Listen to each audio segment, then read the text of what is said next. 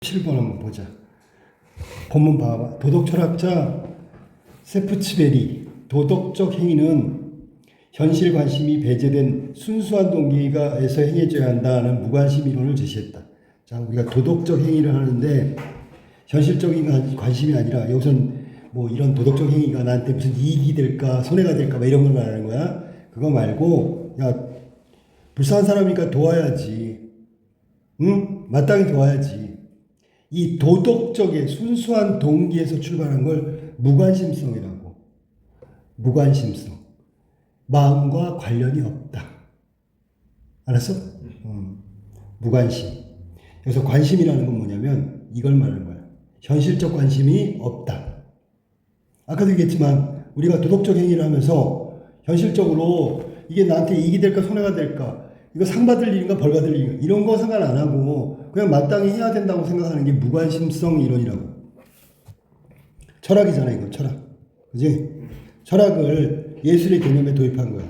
예술 영역에 적용해가지고 미적 경험과 일상적 경험을 구분했다. 미적 경험, 일상 경험, 그럼 여기서 말하고자 하는 건 뭐냐면 이거야. 이게 이거야.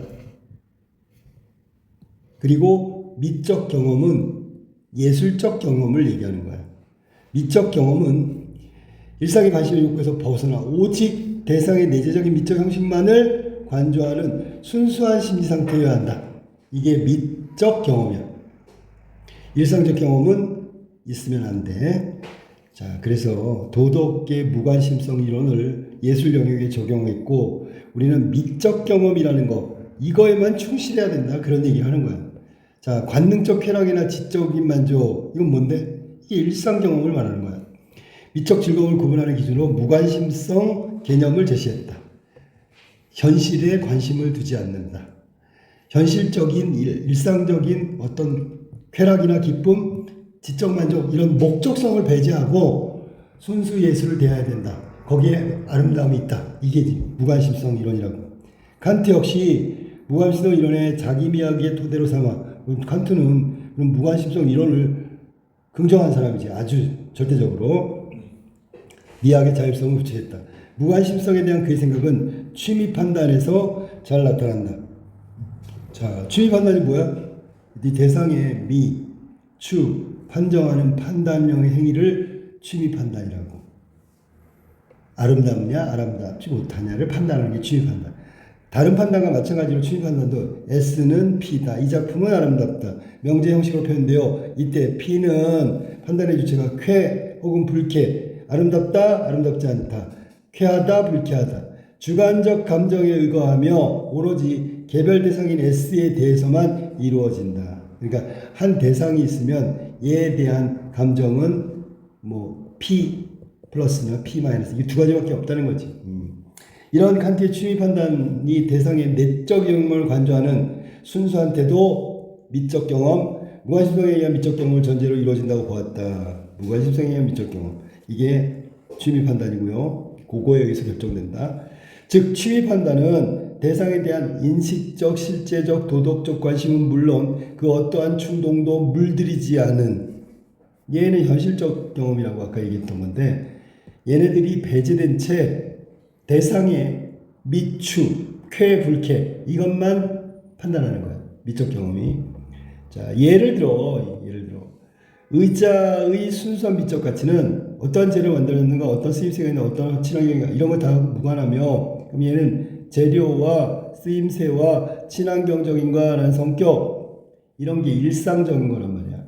단지 계속해서 바라보게 만드는 매혹적인 의자일 경우에만 아름답다고 쾌하다고 미적 가치를 부여하는 거지. 미적 가치를. 이 의자와 관련된 다른 잡다한 것들은 다 필요 없고 내 시선을 끈다. 볼수록 뭐 기분이 좋아진다. 뭐 이런 것만 미적 가치의 대상으로 삼고 있는 거야. 근데 그게 가능하냐고.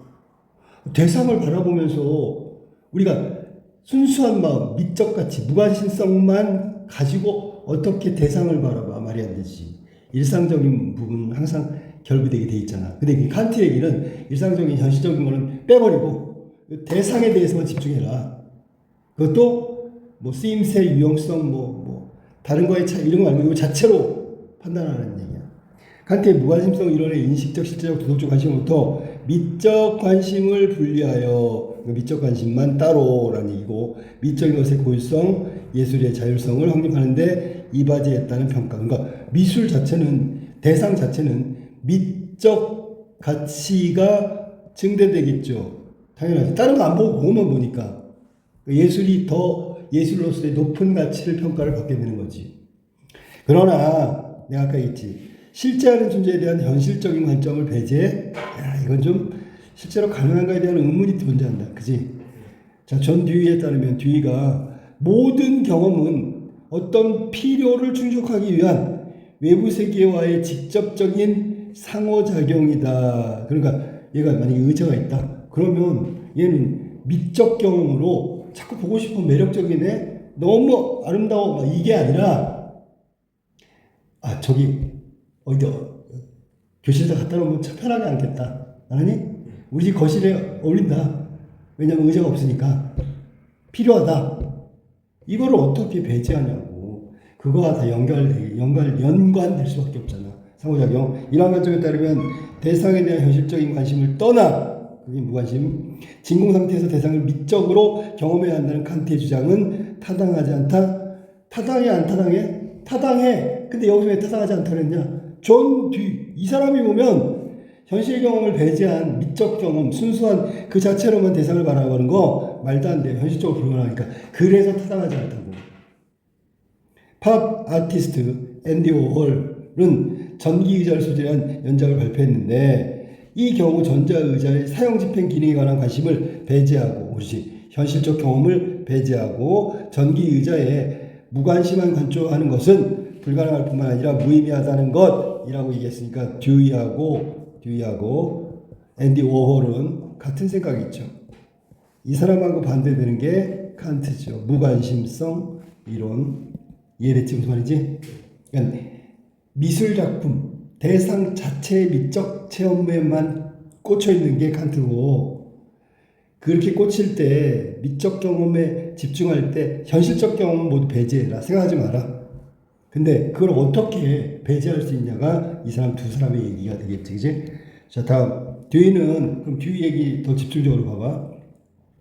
경험에 대한 철학적 탐구를 토대로 경험 미학을 제시했다. 그에 따르면 미적 경험은, 이거 아까 칸트가 말한 미적 경험이야.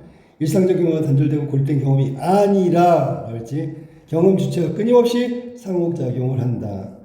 이루어지는 역동적 경험의 하나다. 역동적이란 말은 여기는 막 피드백이야. 피드백. 왔다 갔다 한다는 얘기야. 듀이는 이러한 주장을 통해서 예술의 신비화 아니면 수동적인 감상 태도를 거부하고, 이 말은 칸트 생각이야. 아니? 예술 자체에 집중하고, 얘는 대상일 뿐 상호작용하는 주체가 아니야 라고 얘기하는 게 칸트니까. 예술작품의 의미와 가치를 삶의 맥락, 일상적, 현실적 경험이라고 아까 얘기했던 그 용어랑 비슷한 말이지. 삶의 맥락에서 끊임없이 의미를 부여하는 새로운 미학을 개척했다. 그러면 칸트하고 듀이는 정반대라고 보면 돼. 듀이는 예술과 일상의 연속성, 서로 연관되어 있다. 미적 경험, 일상적 경험 완전히 동일하신 것은 아니었다. 다른 거야. 다른 거니까 서로 주고받는다고, 상호작용한다고 라고 얘기한 거야.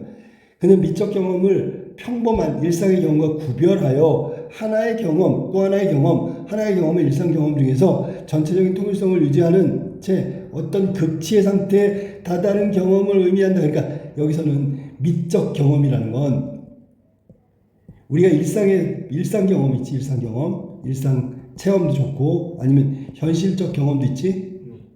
이런 것 타고 뭐 일반적으로 비슷한 체험이야. 경험이야, 경험. 그런데 이런 것들을 모두에서 꼭대기가 바로 미적 경험이다. 최고다. 최고의 가치다. 위에 있다. 이런 얘기야. 이런 것들을 다 하고 난 다음에 미적 경험, 미적 체험을 할 수 있다. 일상 경험들은 대개 산만하게 진행되며 외부의 장애나 내면의 무기력으로 인해서 쉽게 중단된다. 그러니까 이게 가치가 위쪽에 있는 이유가 그거죠. 더 높은 가치가 미적 경험이죠. 일상 가치는 내면의 무기력, 또 외부의 장애 때문에 경험이 계속 유지되지가 못하고 중단되는 경우가 있고요. 그래서 산만하게 진행된다. 그런데 이걸 다 합치면 이런 경험들의 총체가 바로 미적 경험이다. 그러나 상호간의 장애 각각 부분에 각자의 고유성을 보존하면서 전체 속에서 자연스럽게 스며든 통일성을 이루고 깊은 감정적 반응과 삶의 의미를 부여하는 경험이다. 그러니까 이게 얼마나 중요한 경험이야. 알았냐? 얘네들 경험 이런 경험 각각들이 삶을 자연스럽게 해주는 감정적인 반응을 해주는 그런 의미를 지닌 거다. 그 중에 하나가 미적 경험이다. 하나의 경험이다. 이때 통일성은 이런 것들을 다 합쳐서 전체적으로 아우르면 통일성을 이루는 여러 부분의 다양성도 불구하고 그 경험의 최상의 응집성을 이루는 충만한 상태, 그게 바로 미적 경험이라고 꼭대기라는 얘기를 하고 있는 거죠. 자, 물론 이러한 하나의 경험은 일상 경험보다 예술 작품에 대한 미적 경험에서 더 잘 나타난다. 그지? 뭐냐? 일상 경험에서 느끼는 체험이 있을 거 아니야. 그죠? 이런 체험들은 각각 체험마다 고유성이 있어. 그런데 미적 체험도 역시 이것도 미적 체험을 통해서 뭔가 온단 말이야. 가치를 발견하고 뭔가 삶의 어떤 부분을 삶의 의욕을 북돋아주고 여기 지금 말한 대로 의미를 부여하잖아. 근데 이 미적 체험은 다른 거 말고 미술 작품 같은 예술 작품 있잖아. 이런 거일 때 훨씬 더 이 미적 체험의 어떤 효과가 극대화된다라고 얘기하는 거야. 그러니까 우리가 일상생활에서도 미적 체험을 얻을 수 있어. 뒤에 말에 따르면. 그런데 미적 체험을 극대화시키는 건 예술 작품을 봤을 때 미적 체험이 극대화된다. 자, 그 다음에 대립적이고 상이한 요소, 주체, 행동, 사건들이 각각 고유성을 잃지 않으면서 전체적인 통일성 속으로 하나로 합쳐지는 거지. 융해되고 융합됨으로써 하나의 경험이 산출되는 일상 경험보다는 예술 작품에 대한 미적 경험이 더 많이 일어나기 때문이다. 그래서 결국 이런 경험들이 전부 다 합쳐져 가지고 하나의 경험, 커다란 경험을 만들어내는 건 미적 체험이 최고다. 자, 하나의 경험을 중심으로 한 뒤의 미적 경험 미학은 무관심성, 아까 칸트가 말한 무관심성 개념을 중심으로 한 미적 경험론과 차이가 있다, 다르다. 무관심성을 토대로 한 미적 경험은 아까 나왔다. 인식적, 실제적, 도덕적, 일상적, 현실적인 경험을 배제해야 한다고 보았지만 듀이는 왜 그걸 배제하니? 미적 경험은 그러한 단절을 비판한다. 그러면 미적 경험은 의식적, 실제적, 도덕적, 생활의 경험, 현실의 경험 이런 것들이 다 모두 융합됐다 그랬으니까 다 합쳐져야 된다. 자, 그는 일상의 관심에서 벗어나 예술 작품 마주할 때만 미적 경험이 이루어지는 것이 아니라 일상 경험에서도 미적 경험이 이루어진다. 됐죠? 하나에서 얻는 것이 아니고 일상 체험도 역시 현실적 경험도 미적 체험에 해당된다. 미적 체험은 당연히 미적 체험이고, 자, 다양한 예술적 시도가 일상에서 미적 체험의 장을 만들어준다면, 자, 일상에서의 시도가 미적 체험의 장을 만들어준다면 미적 경험은 일상에서도 충분히 이룰 수 있다. 또한 뒤에는 예술 작품은 하나의 물질 실체가 아니라 복잡한 상호작용과 과정에서의 경험이 되는 것이었다. 예술 작품은 고정된 하나의 의미로 존재하는 것이 아니라 미적 경험으로 경험될 때마다 다시 재창조된다. 결과적으로 예술은 예술 작품에 능동적으로 참여하고 그것을 나누어 가진 사람들의 경험으로 완결된다, 완성된다는 것이다. 그 과정이 바로 예술 작품이다. 그러니까 한마디로 얘기하면 칸트는 예술은 예술가가 하는 거야. 그리고 예술가의 작품은 예술가가 제일 잘 느껴. 그런 미학적 관점이라고. 그런데 뒤는 다르지. 예술가가 아니더라도 일반인들도 예술 작품을 만들 수도 있고 감상할 수도 있다고. 다양한 감상이 나올 수 있지, 그지? 자, 이런 뒤에 경험미학, 그렇지, 경험미학, 다양성을 추구하고요. 미적 체험이 제일 꼭대기이긴 하지만 이런 것들이 모두 융합되었을 때 미적 체험이 가장 그 미적 가치를 부여한다라는 얘기를 했어. 자, 디지털 미술이다.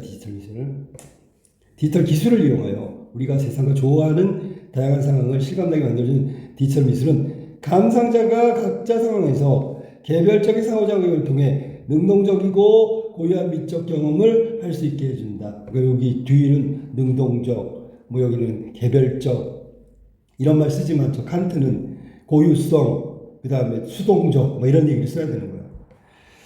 이러한 디지털 미술은 감상자가 현실의 삶을 달성해야 하는 하나의 경험을 미리 연습하고 실험해보는 장, 그리고 현실의 삶에서도 미적 경험을 성취할 가능성이 높다. 이 현실의 삶, 이게 중요해요. 알았니? 더 나아가 디지털 미술을 전제하고 있는 상호작용성은 예술 개념의 급진적 변화를 예고한다. 상호작용이니까. 디지털 예술은 예술작품을 관조하는 대상에서, 예술작품을 관조의 대상에서 완성의 과정으로, 물질적 대상에서 참여의 경험으로, 닫힌 예술에서 열린 예술로 변화할 계기를 마련해준다. 변화 계기를 마련해주는 게 바로 존 듀이가 갖고 있는 경험미학의 의라고 해야 되겠지, 그지? 자, 그럼 문제. 무관심성 이론을 토대로 한 가 재심은 칸트의 기하, 그 다음에 나는 존 듀이라는 사람이 했던 경험미학에 관한 내용을 담고 있다. 자, 가나에 대한 설명으로 적절한 거. 가나 모두. 자, 이런 거 좀 조심해야지. 왜? 두 가지는 현실 경험이냐 미적 체험이냐 그런 얘기를 했던 건 똑같은데, 한쪽은 칸트 같은 경우에는 어디에 집중하고 있다고? 미적 경험에 집중하고 있다고. 그렇지만 듀이는 미적 경험이 최고의 가치라고는 했지만 다양한 일상 경험 이런 것들이 다 어우러진다는 얘기니까 다양성을 추구한 거지. 차이가 있잖아. 맞지, 그지? 그러면 이 차이를 가지고 가나 모두 특정한 철학 개념에서 파생다. 이건 나는 아니죠. 자, 가의 무관심성 이론은 무관심성이라는 철학적 분야에서 예술적 영역으로 확대해서 해석하는 거지, 그지? 그러니까 가는 맞지만 나는 아니죠. 2번. 가나 모두 특정 철학적 개념에 상반된 게 아니고 한쪽은 그걸 갖다 쓴 거고 한쪽은 그걸 비판한 거니까 상반된 것을 바탕으로 했다면 이건 나만 해당되는 거야. 아무튼 틀렸어. 3번. 가나 모두 특정한 철학의 개념에 기반한 거 틀렸죠. 나는 아니잖아, 그지? 특정 철학에 기반한 건 가만 해당되는 거라고. 이것도 이렇게 고치면 맞는 거야. 뭐냐면 상반된 평가를 내는 거 이렇게 하면 되는 거야. 아니?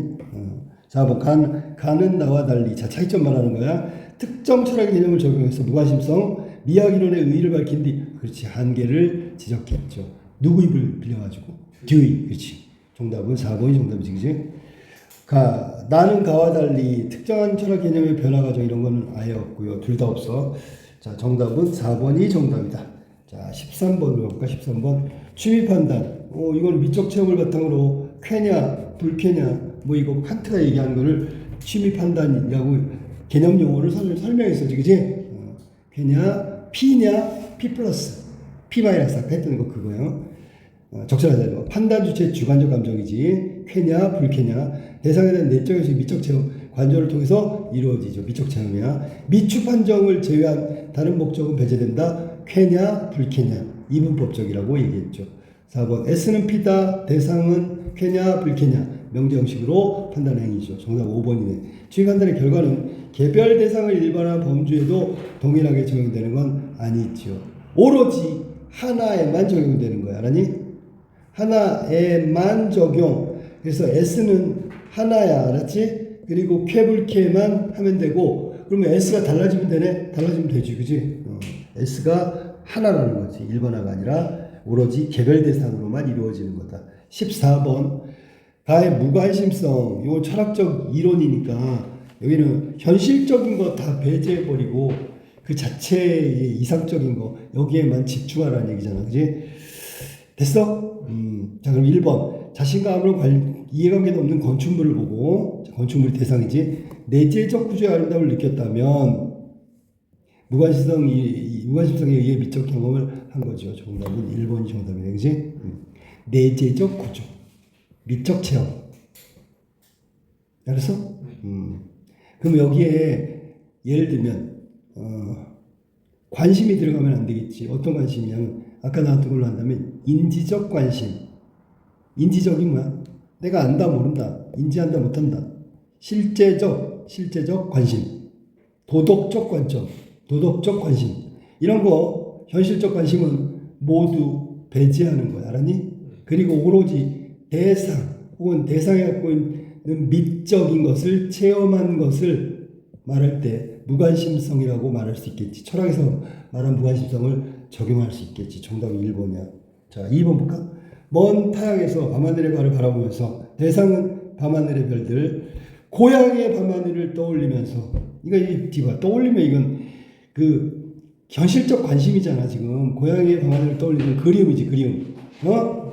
그러면 이거는 미적 무관심이 아니고 뭔가 거기에는 뭐라지 고향의 밤하늘을 떠올리면서 인식적인 거지. 이거는 떠올린다는 건 회상이라고. 아니면은 연상하는 거잖아. 연상은 생각이잖아. 생각을 떠올리면서 인지하는 거야. 뭐 고향에 대한 그리움. 그러면 이건 실제적 관심의 무관심성이 아니지요. 거기에 어떤 목적이나 이런 거 있으면 안 돼. 그다음에 미술에 전시된 조각상 우연히 보고 새로운 미적 감각을 일깨우는 작품의 창작을 기획할 수 있었다면 효용적 가치를 발견하는 건 맞겠지만 그것이 무관심성은 아니다. 알았어? 자, 그 다음에 새로운 미적 감각을 일깨우는 작품의 창작을 기획할 수 있었대. 이게 효용성이냐 무관심성이 가진 효용성이 아니라 일깨웠다 그랬으니까 거기에 대한 현실적인 목적이 들어갔잖아. 지금 이렇게 하면 안 된다고. 대상 자체의 미적인 것만 탐구해야지. 판타지 영화를 장면을 보고 판타지 영화 일상 경험에서 벗어나 자유롭게 우주를 여행하는 자신의 모습을 떠올려 보면 무관심성의 미적 경험이 전개된다. 이건 현실적 경험이 전개되는 거겠지, 그지? 알았어? 미적 경험이 아니라 오히려 현실에서 할 수 있는 현실적 경험이 된다고 봐야지. 5번 선과 악의 추상적으로 묘사된 그림을 보고 형식상 아름다움을 느껴 도덕적 배려의 대상이 떠올랐어. 도덕적? 아까 실제적, 관조적, 인식적, 도덕적 이런 관심은 배제돼야 된다 그랬으니까 도덕적 배려가 나오면 안 되겠지. 정답은 1번이 정답이고 무관심성은 그 자체 대상에 집중하는 거야. 다른 거 이해 걸 보는 거 아니야. 미적인 것만 탐구하는 거야. 자, 15번 갈게. 나의 뒤의 관점으로, 경험이야. 뒤의 관점으로 바탕으로 할 때 기억에 대한 반박으로 할 수 있는 말.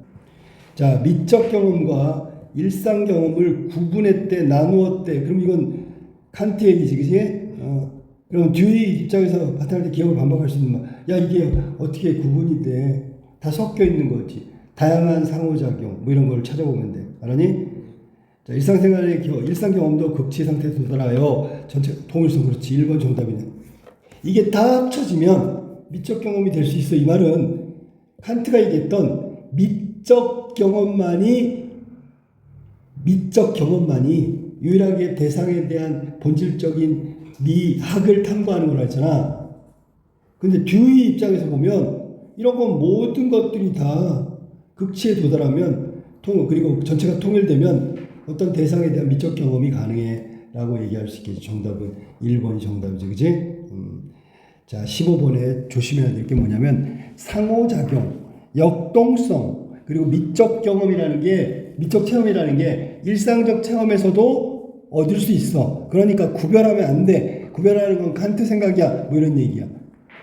결국은 전체가 통일돼 있다라고 되면 미적 경험의 가능성이 열려 있다라니 단절된 것이 아니고요. 일처럼 다 통합돼서 통일을 이루게 된다면 거기서 미적 경험 충분히 일상적 체험에서도 할 수 있다라고 얘기하는 거야. 그러니까 봐봐. 일상적인 것에서 박물관에 있는 그림처럼 예술적, 미적 체험을 할 수 있을까? 아니잖아. 일상적 체험으로 미적 체험은 아니야.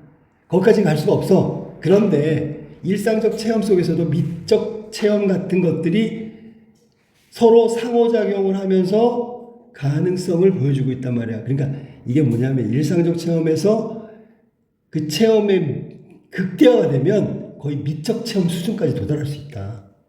알았니? 그런 뜻으로 해석을 해야 되는 거야.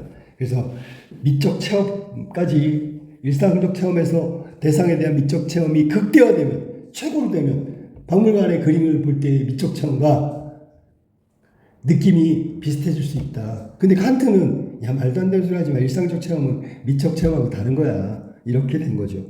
아까 내가 얘기했었잖아. 그 얘기. 자, 그다음 실제적이고 도덕적이고 지적인 거 이거는 현실적인 거죠. 모두 배제하면 안 되겠지. 그러면 뒤하고 반대 생각이야. 뒤에는 이렇게 이런 것들이 다 존재해야 된다 그랬으니까. 예술작품은 물질적 실체가 아니라 복잡한 상호과정에 해당하므로 일상 경험도 미적 체험의 일부다. 요거는 좀 해석을 잘해야 되겠네. 왜냐하면 예술작품은 물질적 실체가 아니라 예술작품은 물질적 실체 아니야? 실체가 아니야. 어? 예술작품도 물질적 실체라고 봐야지. 뒤의 입장에서. 복잡한 상호과정 맞지요? 예술작품은 물질적 실체가 아니라 복잡한 상호과정에 해당하므로 아이고 맞았어 그럼. 일상적 체험들이 다양하다 그랬잖아. 이런 것들은 상호작용한다 그랬지. 일상 체험도 아니 이거는 이 말이 틀렸구나. 일상 체험이 미적 체험, 미적 경험은 일상 경험이 미적 경험의 일부다 이렇게 얘기한 건 아니죠. 아까 얘기했잖아. 일상 경험은 일상 경험인데 그게 극대화되면 미적 체험 수준까지 간다고. 그러니까 일상적 경험은 일상적 경험이지.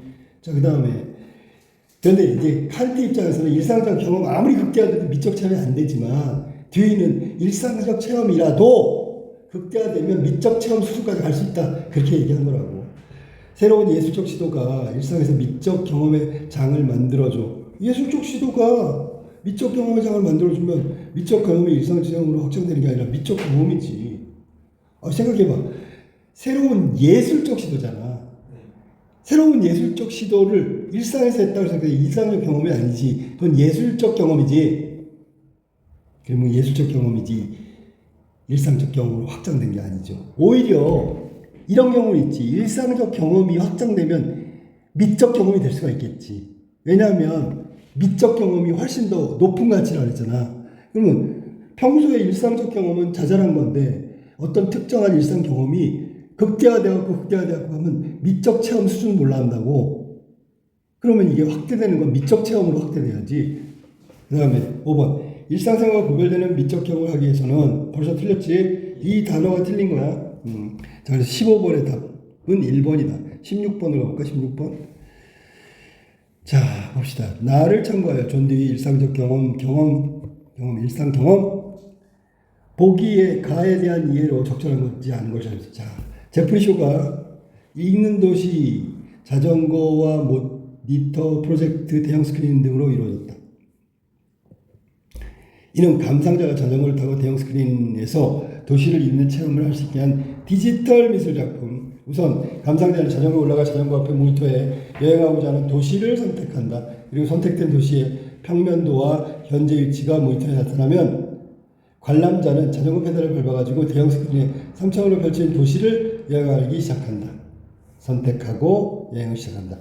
여러 거리는 실물 크기 영상으로 펼쳐지고 갖가지 건물들에 배열된 도시는 통일된 도시 체험을 가능하게 해준다.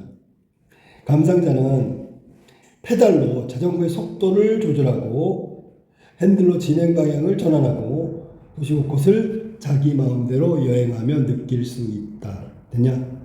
자, 여기 가를 이 디지털 미술 작품, 제프리 쇼의 디지털 미술 작품 가지고 듀이 입장에서 혹은 듀이의 내용을 가지고 설명한 건데 잘못된 것은 1번 관람자가 직접 참여해. 그러면 고정된 관조의 대상과는 거리가 멀고 그렇죠. 능동적 행위, 직접적 참여, 고정된 것을 거리가 있겠군. 이 말이야. 고정된 거에 거리가 있는 건 뭐야? 고정되지 않았군. 이해됐어? 2번 감상자가 도시여행의 속도와 조절 마음대로 자기 마음대로 주체적으로 조절할 수 있어. 그럼 능동적이면 미적 경험이 가능하겠고. 미적 경험은 아까 내가 얘기했을 때 읽을 때 이거 계속 얘기했어. 통일된 도시체험.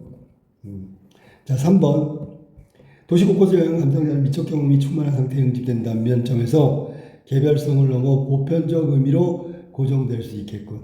이거 여기 자전거 올라간 사람 그 사람의 개별 경험은 개별 체험이지. 알았어? 하나의 경험만을 제공하는 거지. 응집된 개별성으로 보편적으로 고정된 거 아니죠. 하나의 경험. 이 자전거에 올라가서 자기가 선택한 도시의 경험을 한다는 거야. 이건 자전거가 뭐야, 자전거. 자전거는 언제 타? 우리가 일상생활에 타는 거잖아. 페달 밟는 거.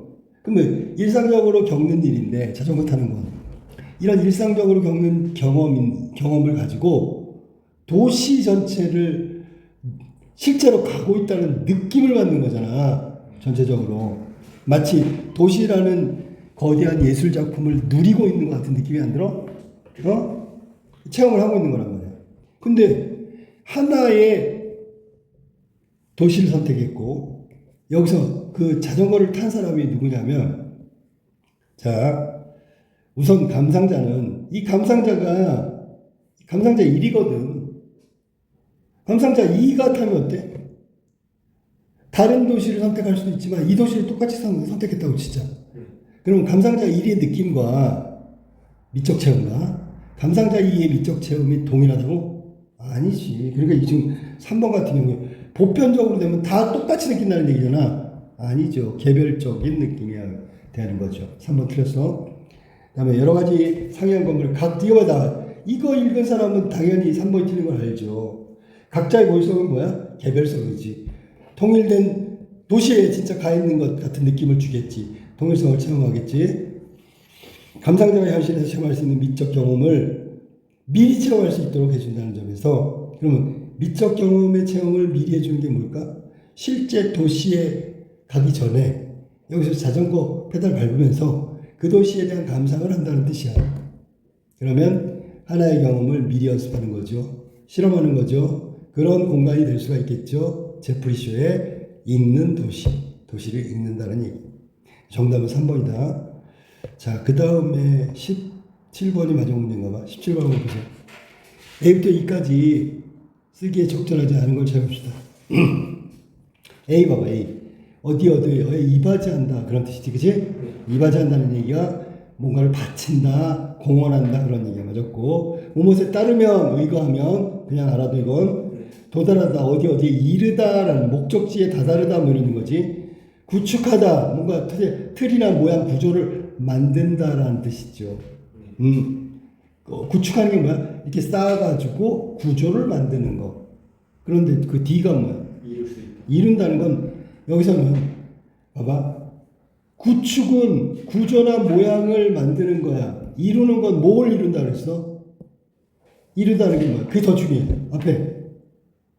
미적 경험을 일상에서도 이루죠. 이룬다. 그러면 미적 경험을 일상에서도 느낄 수 있다, 느낄 수 있다, 뭐 그런 뜻이잖아. 구축하는 거하고 완전히 다르지, 그지? 5번, 성취하다. 이것도 이루는 거 아니야? 이게 이루는 거 아니야? 뭔데? 2가 뭐냐? A, B, C, D, E. 이룰 수 있다. 뭘 이뤄, 거기는? 여기가 미적 경험을 일상. 성취하다, 이루다. 그럼 D는 뭐였어? D가 경험을 이루다? 경험을 이루는 거니까 그건 추상적인 걸 만드는 거라고. 알았어? 경험을 이루다는 건 추상적인 거를 말하는 거야. 구성하다가 맞겠지. 자, 그래서 정답은 4번이고, 이거는 다른 말로 하면 구성이란 말. 여러 가지 이렇게 일부분이 합쳐서 모이는 걸 구성이라고 하는 거야. 구축은 뭐 이렇게 돌이나 벽돌 이런 거 쌓아서 구조를 완성하는 걸 말하는 거야. 두 단어는 전혀 다르지요. 알았니? 개별적인 걸 모으는 게 구성. 구축은 개별적인 걸 쌓거나 만들어가지고 구조나 틀 이런 것들을 단단하게 만드는 거.